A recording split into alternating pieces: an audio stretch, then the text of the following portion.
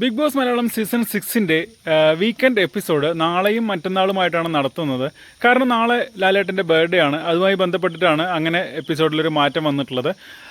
നാളെ സർപ്രൈസായിട്ട് Vijay Yesudas big boss ഹൗസിനകത്ത് വന്ന് അവിടെ പാട്ടും ഒക്കെ കാര്യങ്ങളൊക്കെ ആയിട്ട് വരുന്നുണ്ട് എന്നുള്ളതാണ് അറിയാൻ വേണ്ടി കഴിഞ്ഞു. അതിൻ്റെ ഷൂട്ടിംഗ് കഴിഞ്ഞു എന്നുള്ളത് അറിയുന്നു. പിന്നെ സാധാരണയായിട്ട് ആര്യയാണ് ലാലേട്ടൻ്റെ ഈ പിറന്നാൾ എപ്പിസോഡിൽ വരാറുള്ളത്. പക്ഷേ ഇത്തവണ ആര്യയ്ക്ക് പകരം രഞ്ജിനി ഹരിദാസ് ആണ് വരുന്നത് എന്നുള്ളത് അറിയാൻ കഴിഞ്ഞു. അതേപോലെ തന്നെ ഏഷ്യാനെറ്റിൻ്റെ ഹെഡും ഹോട്ട്സ്റ്റാറിൻ്റെ ഇന്ത്യയിലെ മേധാവിയും കൂടെ ചേർന്ന് ലാലേട്ടൻ്റെ പൊന്നാട അണിയിക്കലും ലാലേട്ടൻ്റെ ബർത്ത്ഡേ സെലിബ്രേഷനിൽ പങ്കെടുക്കലൊക്കെ ഉണ്ട്.